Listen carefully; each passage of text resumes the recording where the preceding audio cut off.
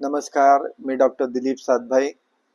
2026च्या अर्थसंकल्पामध्ये sovereign gold बॉन्डच्या संदर्भात एक महत्त्वाचा बदल करण्यात आला आहे. त्या संदर्भात आपण आता चर्चा करूयात.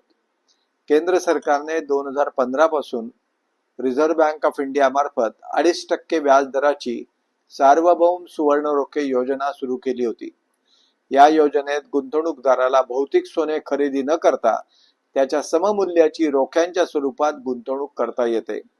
सोन्याच्या किमती वाढवल्यास भांडवली नफाही मिळतो. शिवाय रोखे डीमॅट स्वरूपात धारण करता येत असल्याने सुरक्षिततेची चिंता पण राहत नाही.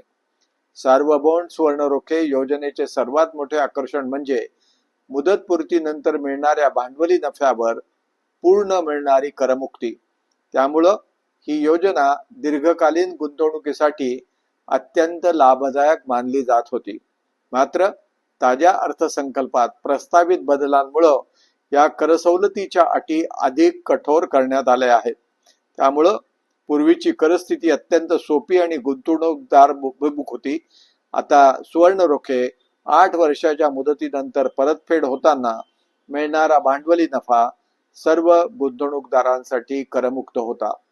गुंतवणूकदाराने रोखे प्राथमिक इश्यू मध्ये थेट रिझर्व्ह बँकेकडून घेतले असोत किंवा स्टॉक एक्सचेंज मधून दुय्यम बाजारातून खरेदी केली असोत, मुदतपूर्तीनंतर मिळणारा पहिले फोन इश्यू सोडून पहिले काही 2 इश्यू सोडून नफा करमुक्त असायचा.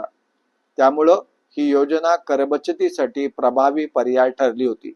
मात्र आता प्राप्तिकर कायद्यातील कलम 70(1)(x) मध्ये सुधारणा प्रस्तावित करण्यात आली आहे. सुधारित तरतुदीनुसार पूर्ण कर सवलतीचा फायदा फक्त विशिष्ट अटी पूर्ण करणाऱ्या व्यक्तींनाच मिळणार आहे. गुंतवणूकदार हा आता व्यक्ती असावा अशी अपेक्षा आहे. रोखे थेट प्राथमिक इश्यू मध्ये रिझर्व्ह बँकेमार्फत खरेदी केलेली असावे. तसेच रोखे जारी केल्याच्या तारखेपासून ते मुदतपूर्तीपर्यंत सतत धारण केलेले असावे. मध्यंतरी विक्री झाल्यास सवलत मिळणार नाही. कंपन्या, ट्रस्ट व इतर संस्था यांनाही पूर्ण सवलत मिळणार नाही. तथापि 31 मार्च पर्यंत जुन्या तरतुदी लागू राहणार आहेत. या बदलाचा अर्थ असा की दुय्यम बाजारातून खरेदी केलेल्या सॉव्हरेन गोल्ड बॉन्ड्सवर मुदतपूर्तीनंतर मिळणारा नफा भांडवली नफा म्हणून तो कारपत्र ठरेल. ज्यांनी रोखे मध्यंतरी विकले त्यांच्याही व्यवहारावर हस्तांतरण मानून भांडवली नफा लागू होईल, कर लागू होईल. 1 एप्रिल 2026 पासून हा नियम लागू होणार आहे. त्यामुळं गुंतवणूकदारांची विद्यमान गुंतवणुकीचे पुनर्मूल्यांकन करणे आता आवश्यक ठरणार आहे. सरकारच्या दृष्टीने सोन्याच्या किमतीत झालेल्या मोठ्या वाढीमुळे करमुक्त भांडवली नफ्याचे प्रमाणही मोठ्या प्रमाणात वाढले.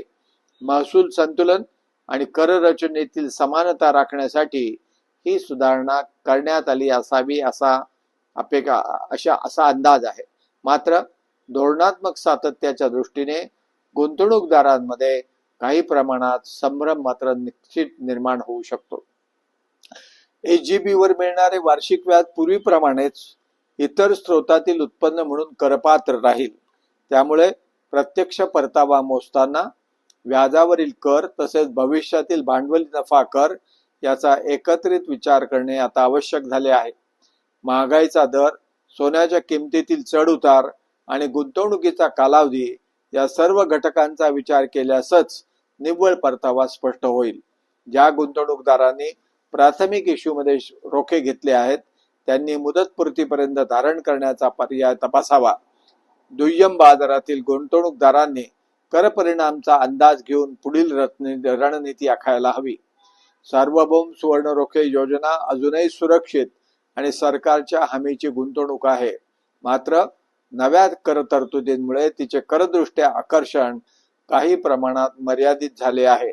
सोन्यातील गुंतवणूक ही भावनिक नव्हे तर तर्कशुद्ध आर्थिक गणितांवर आधारित असावी.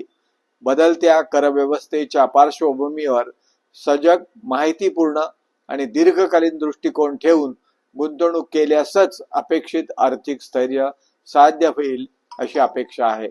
जर आपल्याला माझा हा व्हिडिओ आवडला तर जरूर लाईक करा, शेअर करा आणि माझ्या YouTube चॅनलला सबस्क्राईब करा.